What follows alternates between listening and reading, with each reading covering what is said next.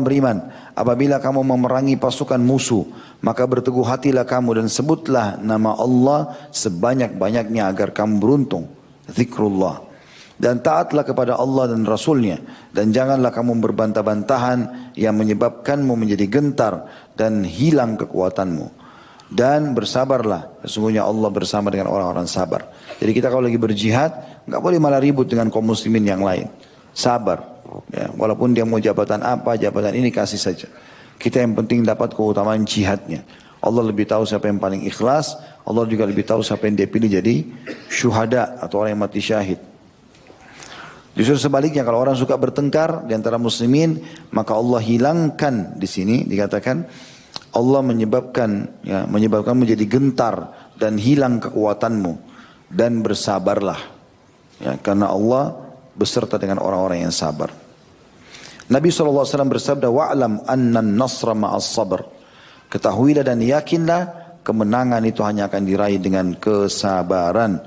Riwayat Imam Ahmad jadi 1 halaman 126 nomor 12. Kata beliau demikianlah, sudah jelas bahwasanya kebaikan dunia semuanya kembali kepada kesabaran. Begitu juga kenikmatan akhirat tidak akan ada yang dapat meraihnya kecuali orang-orang yang sabar. Allah berfirman dalam Al-Insan ayat 11 sampai ayat 12, A'udzu billahi minasyaitonir rajim, fawaqahumullahu syarra dzalikal yaum. Fawaqahumullahu syarra dzalikal yaum wa laqahum nadratan wa surura wa jazaa'um bima sabaru jannatan wa harira. Maka Allah memelihara mereka dari kesusahan hari itu dan memberikan kepada mereka kejernihan wajah dan kegembiraan hati, dan Dia memberi balasan kepada orang-orang atau kepada mereka kesabaran, ya, mereka dengan surga dan pakaian sutra. Itu teman-teman tidak asing, ini banyak di YouTube saya angkat kisah ya. Kisah pernah saya ceritakan masalah terong, orang menikah dengan seorang wanita pemilik rumah karena dia bersabar tidak jadi makan terong yang haram itu. Kisah beberapa waktu lalu kita ceritakan seorang kakek tua ya, yang miskin sekali, umurnya sudah 80 tahun. Kemudian dia juga menaungi sekitar 8-9 orang wanita, istrinya, ibunya, saudarinya 2, anaknya perempuan 4. Jadi banyak, tapi dia miskin. Kemudian dia tidak punya makanan untuk makan berbuka puasa ataupun sahur di Ramadan. Jadi dari sebuah tempat dia temukan ada peti, ternyata isinya emas. Ya, kemudian dia buka emas.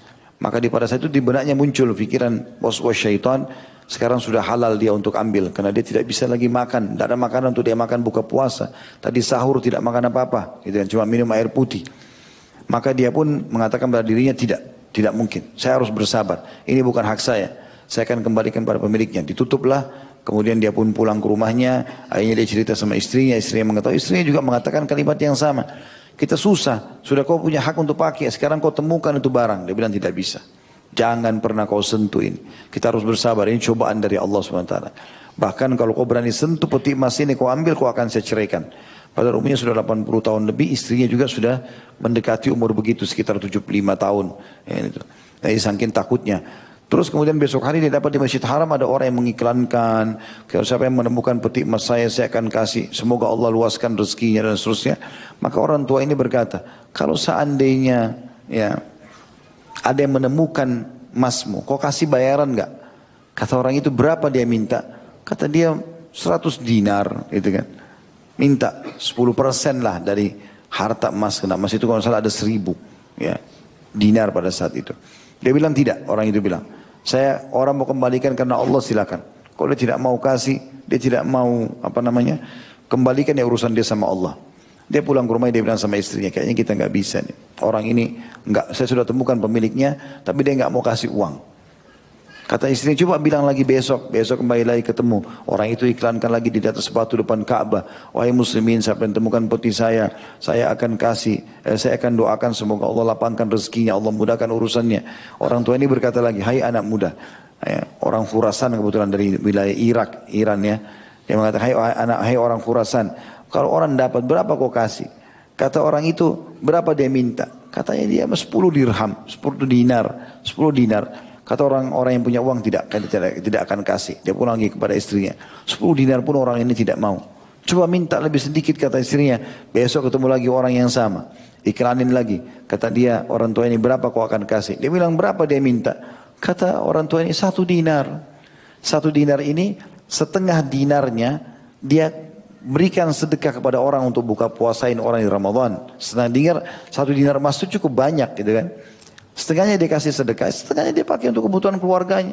Kata orang pemilik uang, dah, saya nggak mau. Semoga Allah balas dia saja dengan ini. 1 dinar pun dia tidak mau kasih. Dia pulang pada istri, dia bilang kita harus kembalikan ini. Tidak bisa lagi, orang yang tidak mau. Besok saya akan temui, besok ditemui, lalu kata dia, ikutlah ke rumah, ke tempat saya. Kau akan saya perlihatkan emas yang kau hilang. Terus dia datang ke rumahnya, kebetulan pada saat itu yang ceritakan ini Tabari, Imam Tabari rahimahullah. Salah satu penulis tafsir dan segala macam banyak ilmu pengetahuan yang didalami oleh beliau. Dia bilang saya waktu itu masih belum alim, belum kaya, belum segala macam. Saya tahu kisah ini dari awal, saya ikutin sampai ke rumah. Rumah itu gubuknya mau rubuh bangunannya, pintunya mau rubuh. Saya masuk ke rumah tidak ada sama sekali lapisan tanah saja. Di depan saya ada banyak orang-orang tua perempuan, bajunya kusut-kusut gitu. Kemudian masuk ke situ lalu saya pamit sama yang punya rumah ini, si kakek ini saya juga boleh masuk. Karena dari awal saya ikuti kisah ini. Begitu duduk, dikeluarkan peti tersebut dikasih orang Khurasan ini, kemudian buka ditemukan sama jumlahnya memang 1000 dinar. Tiba-tiba dia ambil, dia tidak terima kasih, langsung dia pergi. Maka si orang tua ini sama keluarganya semua bingung gitu. Ada orang sepelit ini, 1 dinar pun dia tidak mau kasih padahal sudah dikembalikan 1000 dinar. Tapi apa yang terjadi? Sabar dia. Maka dia mengatakan pada istrinya, bersabarlah. Pasti Allah ingin sesuatu dengan ini. Ternyata kata Imam Tabari, saya sudah tidak tahu mau bilang apa. Para perempuan-perempuan itu digambarkan sebenarnya dalam bukunya seperti orang yang kaget, yang mulutnya terbuka. Kok bisa terjadi? Ya, maaf, kok bisa ada orang begini? 1 dinar pun tidak mau gitu. Maka setelah beberapa saat kembali lagi orang itu, ketuk lagi pintu. Saya akan mau jadi tamu. Kata orang tua ini, kata Imam Tabari, dia buka pintu orang itu. Lalu orang tua ini masih mengatakan, ada apa? Dia bilang, saya ingin bertamu. Kata orang tua, orang anak muda itu. Kata orang tua ini, silakan masuklah. Dia lain, tapi saya nggak punya apa-apa ini Ramadan. Kata dia, tidak masalah. Perlu anda tahu, sebenarnya saya punya 3 kali lipat dari emas seperti ini. Ada 3000, ini 1000 ini. Ini tinggalkan oleh ayah saya. Ayah saya orang kaya, tinggalkan. Tapi di Khurasan sana. Waktu dia mau meninggal, dia wasiatkan kepada saya. 1 dinar, 1 dinar, 1000 dirham ini. 1000 dinar ini kau pakai untuk haji. Bagi warisan. 1000 dinar lagi, ya, kau pakai pergi haji. Kemudian 1000 dinar lagi kau bawa sementara haji itu. Kan ini kebetulan di musim haji. Kau bawa ke haji, ke Mekah sana. Cari selama perjalanan orang yang paling susah dalam hidupnya menurut kau. Ya, kasih 1 orang saja 1000 dinar itu sedekah dari saya. Sepertiga hartanya. Karena bukan boleh wasiatkan sepertiga harta. Maka dia bilang, saya dari awal melihat tidak ada orang yang lebih butuh daripada kamu. Ditaruh uang itu lalu dia pergi. Anak muda ini. Begitu dia pergi jauh.